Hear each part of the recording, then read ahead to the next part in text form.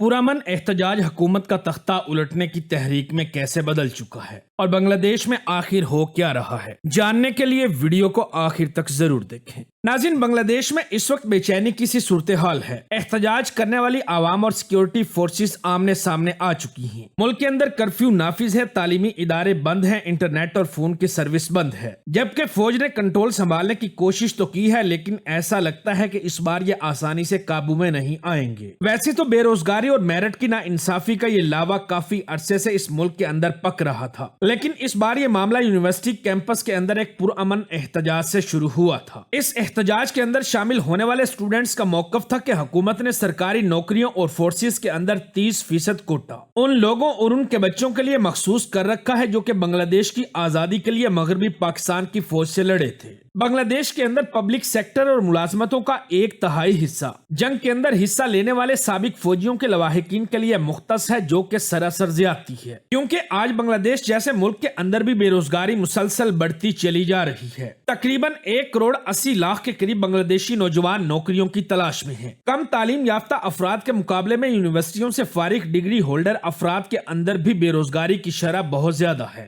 بے شک بنگلہ دیش آج تیار شدہ کپڑوں کی ایکسپورٹ کا پوری دنیا کے اندر پاور ہاؤس بن چکا ہے، اور یہ ملک تقریباً انٹرنیشنل مارکیٹ کے اندر $40 ارب مالیت کے کپڑے ایکسپورٹ کرتا ہے، اور اسی وجہ سے 40 لاکھ سے زیادہ لوگ ملازمت حاصل کرتے ہیں، جس کے اندر زیادہ تر خواتین شامل ہوتی ہیں۔ یہاں کی پڑھی لکھی نوجوان نسل کے لیے فیکٹریوں کی نوکریاں کافی نہیں ہیں، کیونکہ یہاں کی آبادی تیزی سے مسلسل بڑھتی چلی جا رہی ہے۔ بنگلہ دیش آبادی کے لحاظ سے آج دنیا کا 7واں بڑا ملک ہے، تقریباً 1,44,000 مربع کلومیٹر کے ساتھ یہ رقبے کے لحاظ سے دنیا کا 94واں بڑا ملک ہے۔ اسی وجہ سے یہاں پر بے روزگاری بھی مسلسل بڑھتی چلی جا رہی ہے۔ یہی وجہ ہے کہ آج بھی گلف کنٹریز کے اندر سب سے زیادہ ملازمت کرنے والے لوگوں کی تعداد بنگالیوں کی ہے۔ اسی بے روزگاری اور اکانومیکل ڈاؤن فال سے پریشان عوام اب اس کوٹا سسٹم پر پھٹ پڑی ہے۔ یہ بنگلہ دیش کی تاریخ کے بدترین مظاہرے ہیں، جس کے اندر اتنے کم عرصے کے اندر 105 سے زیادہ لوگ ہلاک ہو چکے ہیں۔ بنگلہ دیشی وزیراعظم شیخ حسینہ واجد کے 15 سالہ دور حکومت میں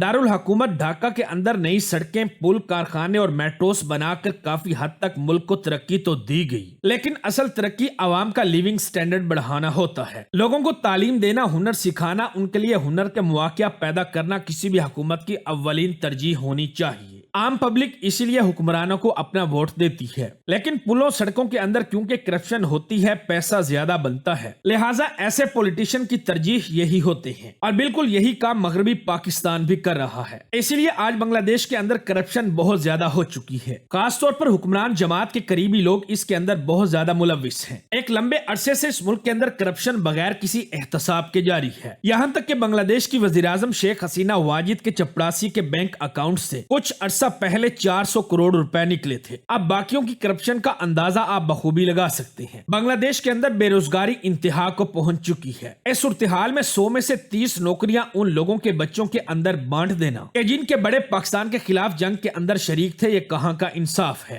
شروع میں یہ مظاہرے پرامن احتجاج سے شروع ہوئے، لیکن جب پولیس اور فورسز نے تشدد، ڈنڈے اور گولیاں برسانا شروع کی تو یہ چنگاری آگ کے اندر تبدیل ہو گئی۔ اس وقت کرفیو کے بعد فوج کو یہ حکم ہے کہ مظاہرین کو دیکھتے ہی گولی مار دیں۔ یاد رکھیں کہ کرفیو کسی بھی ملک کے اندر حالات انتہائی آؤٹ آف کنٹرول ہونے کے بعد ایک آخری آپشن ہوتا ہے۔ شیخ حسینہ واجد، جو کہ 1996 سے اس ملک پر قابض ہے، اپنا اقتدار بچانے کے لیے کسی بھی حد تک جانے کو تیار ہے، جبکہ مظاہرین بھی کسی بھی صورت میں اس بار پیچھے ہٹنے کو تیار نہیں، کیونکہ یہ احتجاج اب حسینہ واجد کی حکومت کا تختہ الٹنے کی تحریک کے اندر تبدیل ہو چکا ہے۔ بنگلہ دیش کی اپوزیشن جماعتیں شروع سے ہی انتخابی دھاندلیوں کے الزام لگاتی آ رہی ہیں۔ جنوری کے اندر شیخ حسینہ واجد مسلسل چوتھی بار ملک کی وزیر اعظم بن گئی تھی، اور اس الیکشن کے اندر اپوزیشن کی سب سے بڑی جماعت بنگلہ دیشی نیشنلسٹ پارٹی نے حصہ نہیں لیا تھا۔ انتہائی تیزی سے بگڑتی صورتحال اور حالات کے پیش نظر بھارت، نیپال، بھوٹان اور میانمار کے طلبہ نے بھی وطن واپسی شروع کر دی ہے۔ بھارت کے تقریباً 1,000 سے زیادہ طلبہ کولکتہ کے راستے واپس پہنچ چکے ہیں۔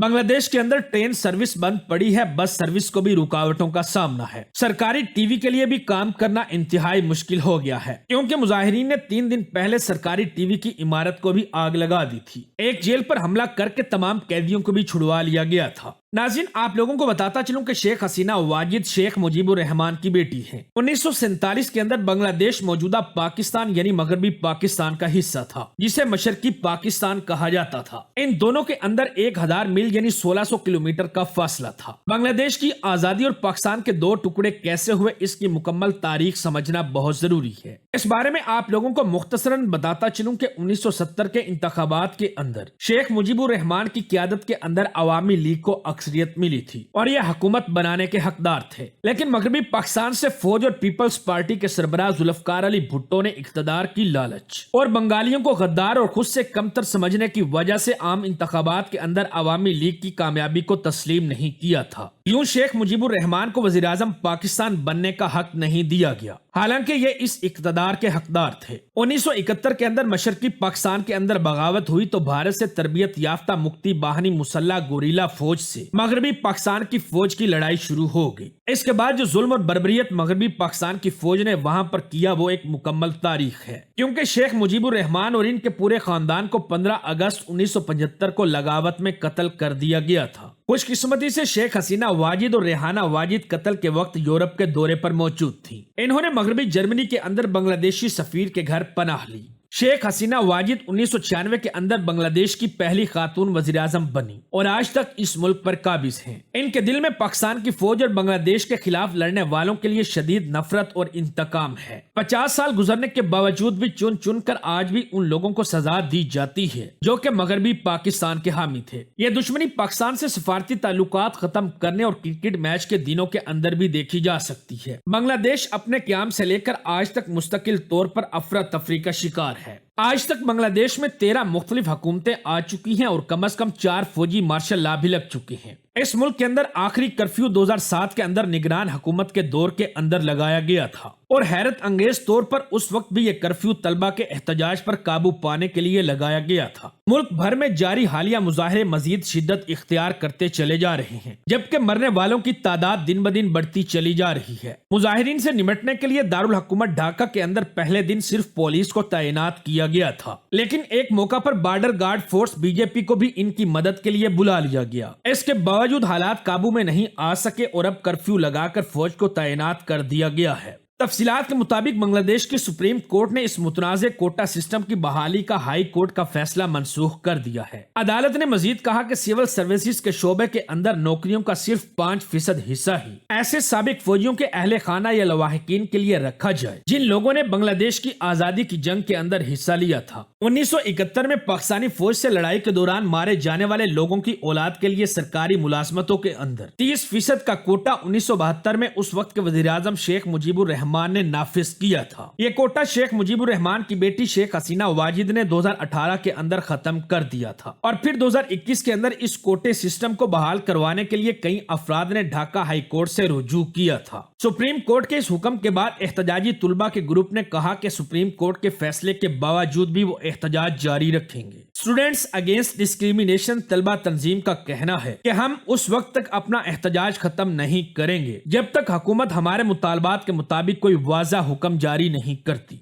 तो दोस्तों, इस तमाम तर सूरत हाल से ये बात समझ में आती है कि मौजूदा हुकूमत इस वक्त अवाम की नुमाइंदगी नहीं करती और अवाम अब इसका खात्मा चाहती है, क्योंकि ताकत जमहूरियत के अंदर आवाम हुआ करते हैं। लिहाजा इस सूरत हाल के अंदर ये देखना पड़ेगा कि हालात किस तरफ जाते हैं। क्या इस मुल्क के अंदर मार्शल लॉ लगेगा या हुकूमत का तख्ता उल्टेगा, या फिर हुकूमत किसी तरह मुजाहिरीन को एतमाद में लेने में कामयाब हो जाएगी। मेरे ख्याल में इस सूरत हाल के अंदर काफी हद तक मार्शल लॉ लगने के चांसेस हैं। आप लोगों की इस बारे में क्या राय है, कमेंट करके जरूर बताएं। उम्मीद है हमारी आज की ये वीडियो भी आप लोगों को जरूर पसंद आई होगी। वीडियो अच्छी लगे तो दोस्तों के साथ फेसबुक, व्हाट्सएप और दीगर सोशल मीडिया साइट्स पर भी शेयर करें।